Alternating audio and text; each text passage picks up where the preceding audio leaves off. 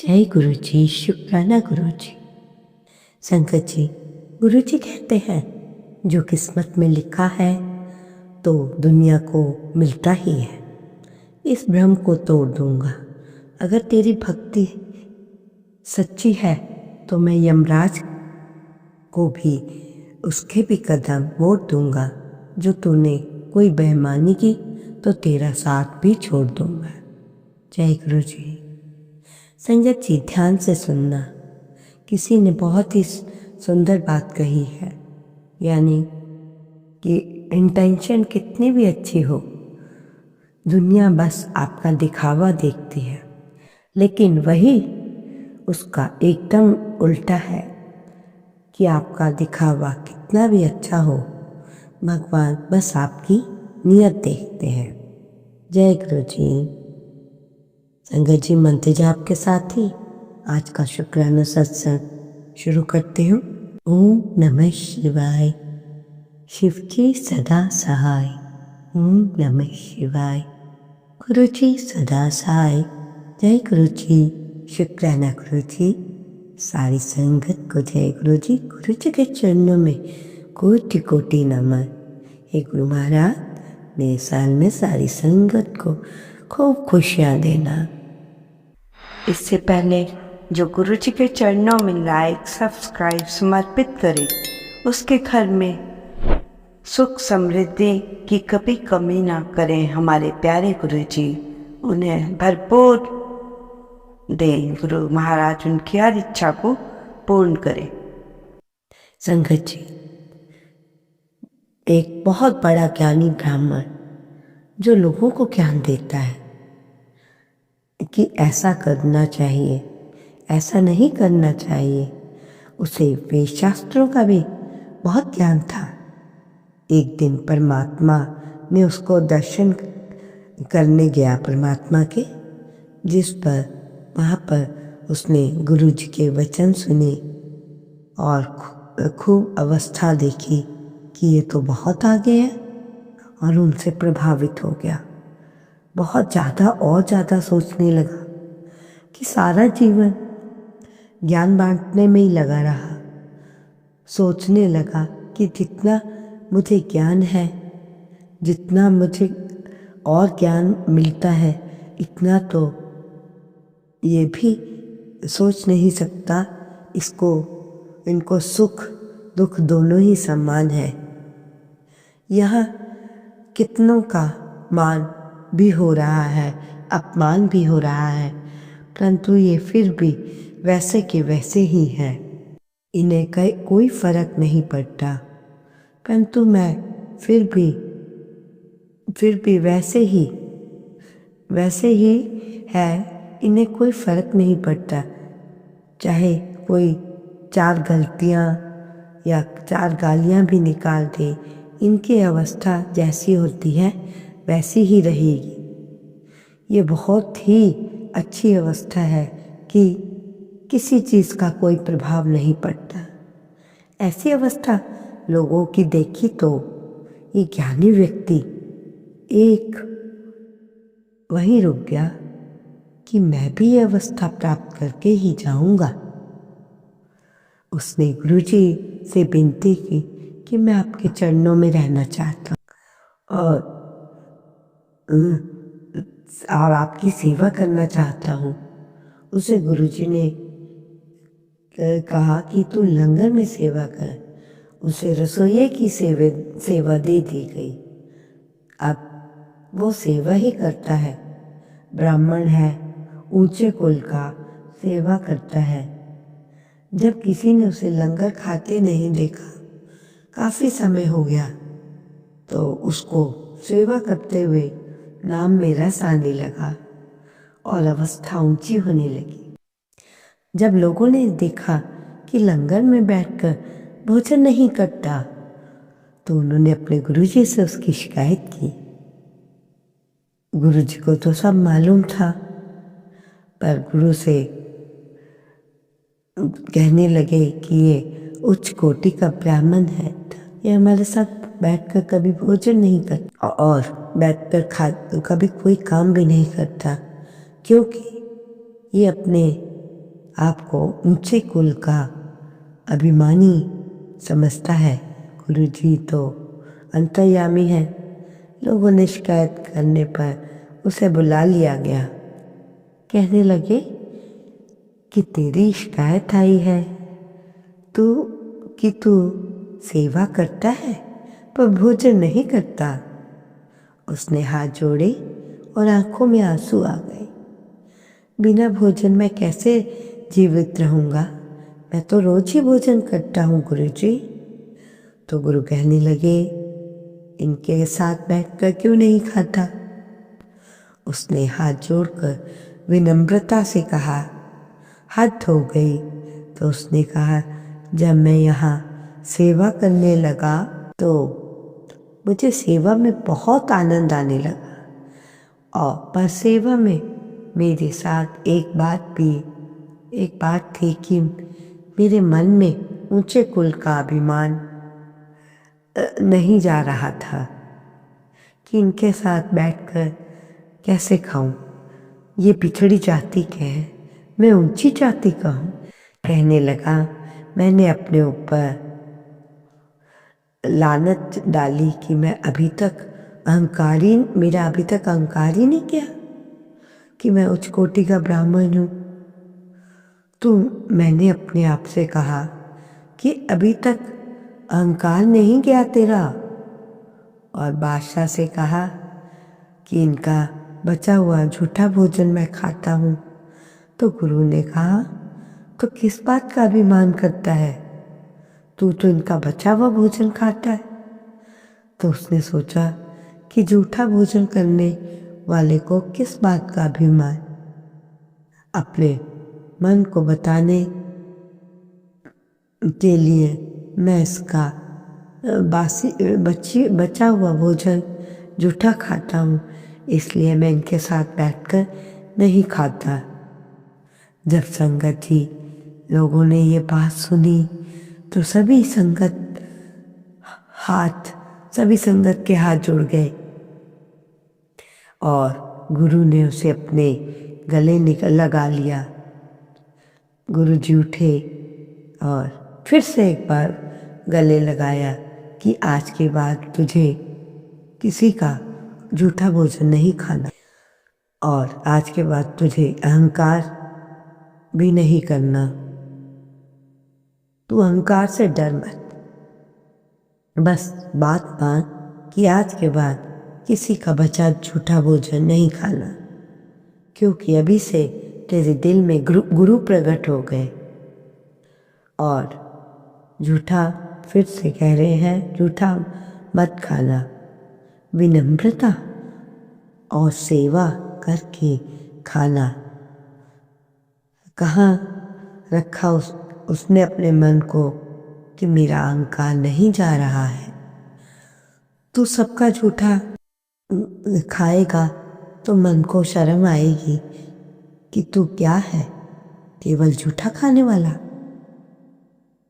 इस सेवा से प्रसन्न होकर गुरु जी ने वचन की तरह ये कह दिया कि आज के बाद अहंकार तुझे छू भी नहीं पाएगा। कितनी बड़ी बात है। गुरु ने गले लगा लिया और उसके अहंकार को भी खत्म कर दिया। संगत जी ध्यान से सुनना, गुरु जी क्या कहते हैं। जो शक्कर का दाना है वो भगवान है। अगर यही शक्कर का दाना रेत में मिल जाए तो आप उसे हाथी से कहो कि दाना ढूंढ ले, परंतु वो दाना ढूंढ नहीं सकता। अगर आप चींटी से कहेंगे कि दाना ढूंढ ले तो वो चींटी आपको शक्कर का दाना ढूंढ कर ले आएगी। कहने का अर्थ है, परमात्मा कण कण में है और अगर आप मन को विनम्रता से चींटी बना लिया आपने तो चींटी भगवान को ढूंढ निकालेगी।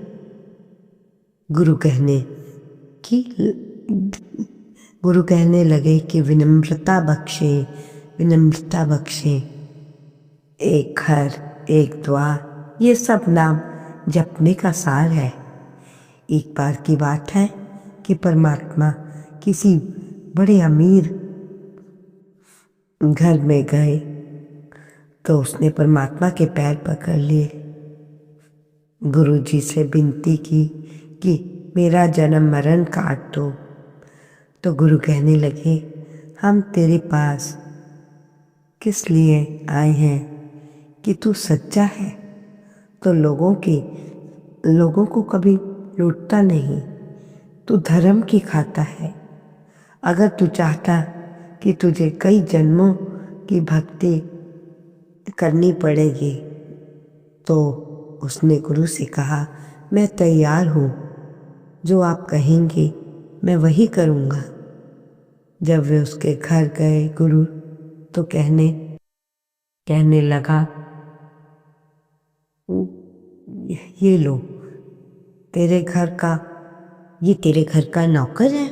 जब गुरु गए उन्होंने ये पूछा उससे, उसने कहा, हाँ ये मेरे घर का नौकर है। गुरु जी कहने लगे, जब जा इसके पाँव पकड़ ले। तो कहने लगा, मैं इसके पाँव पकड़ लूँ, इसके चरणों में अपना सिर रखूं? तो गुरु कहने लगे, ये तो बहुत अच्छा हो और अच्छे स्वभाव का नौकर है, अगर आप कहें तो मैं किसी कुत्ते के भी पाँव पकड़ लूँ। और उसने अपना सिर अपने नौकर के पैर पर रख दिया और तभी गुरुजी ने अपना हाथ उसके सिर पे रख दिया और कहने लगे, तेरा जन्म मरण सब कर दिया। और वह बहुत हैरान हुआ, कहने लगा, गुरुजी आपने तो अभी अभी ये कहा था कि कई जन्मों की भक्ति करनी पड़ेगी। तो गुरु कहने लगे, कई जन्मों की भक्ति इसलिए करनी पड़ती कि विनम्रता आ जाए, पर तुझमें तो विनम्रता आ गई, अभी जन्म मरण कट गया। महापुरुष कहा करते थे, कई महापुरुष ने उदाहरण दिया कि जो पारस होता है, पारस की एक डिब्बी है, पारस की डिब्बी में लोहा रखा है। अगर पारस की डिब्बी में लोहा रख दो तो वो सोना बन जाता है, पर वो सोना नहीं बना। जब उन्होंने खोल कर देखा कि ये सोना क्यों नहीं बन रहा, तो क्या हुआ कि पारस देखा कि लोहे के ऊपर कागज की हल्की सी परत है। इसका अर्थ है कि अहंकार का कागज हमारे हृदय में पड़ा है।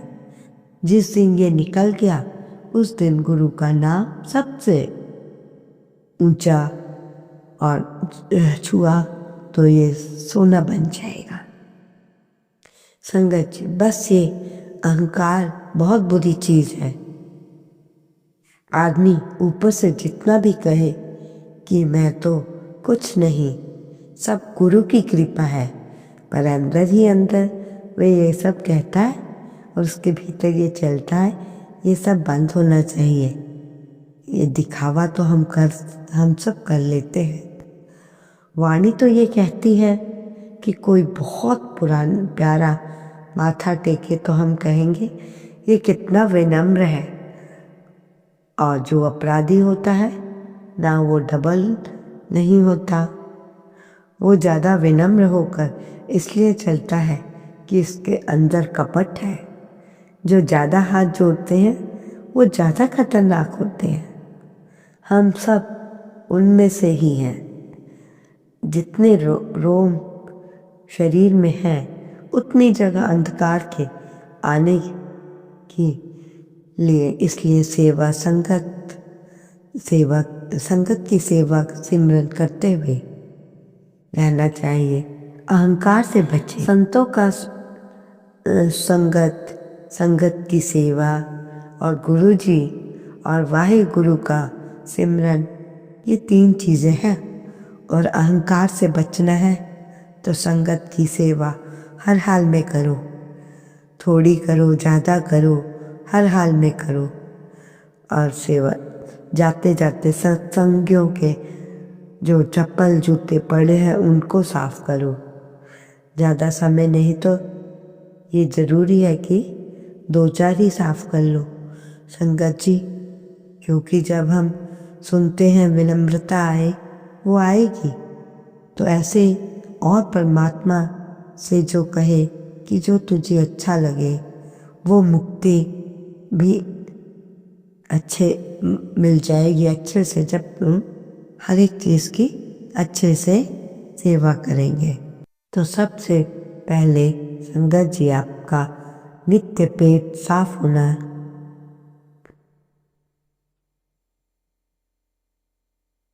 संगत जी यही गुरु की वाणी का सार है। हम जो कुछ भी कर रहे हैं, गुरु जी जो हमसे करवा रहे हैं, उसके पीछे एक दिन यही आना है कि हमारा अहंकार समाप्त हो जाता है। जितना अहंकार कम होता जाता है, आपकी विनम्रता बढ़ती जाएगी, उतना ही आप गुरु के करीब होते जाएंगे। ध्यान से समझना, जिस दिन हम कुछ बैठकर बन गए तो उस दिन हमारा इम्तिहान शुरू हो जाता है। वाणी कहती है, काम हुआ। जब तक हम हैं कुछ बन गए वो नहीं आएगा, वो तो तब आएगा जब तू अपने आप को मिटा देगा। कि जब तक इंसान कहता रहेगा या कहती रहेगी कि मेरी मेरी हर चीज़ मेरी, तब तक वो कुछ नहीं होगा। जब आप ये कहेंगे मेरा कुछ भी नहीं, ये सब तेरा, सब कुछ तेरा, जब हम होते हैं तब तुम नहीं होते और मैं नहीं होता तब तुम ही तुम। जब तक तुम कुछ बन गए तो वो नहीं आएगा, वो तब आएगा जब तू अपने आप को खुद मिटा देगा कि मैं कुछ भी नहीं। अपनी मैं को हटा ले। मैं शब्द बहुत बुरा। संगत जी ध्यान से सुनना कि मैं शब्द है वो इंसान को कुछ नहीं बनने देता। संगत जी आज मुझे एक बात पता चली कि सरदारों को सिख क्यों कहा गया। गुरु नानक ने सरदारों को सिख इसलिए कहा कि मरते दम तक भी तुमने सीखना है, सीखते ही जाना है। वो है सिख, जो मरते दम तक भी सीखता रहा, वो कौन है? सिख। ओम नमः शिवाय। शिव के सदा सहाय। ओम नमः शिवाय। गुरु जी सदा सहाय। जय गुरु जी। शुक्राना गुरु जी, अनंतम अनंता शुक्राना।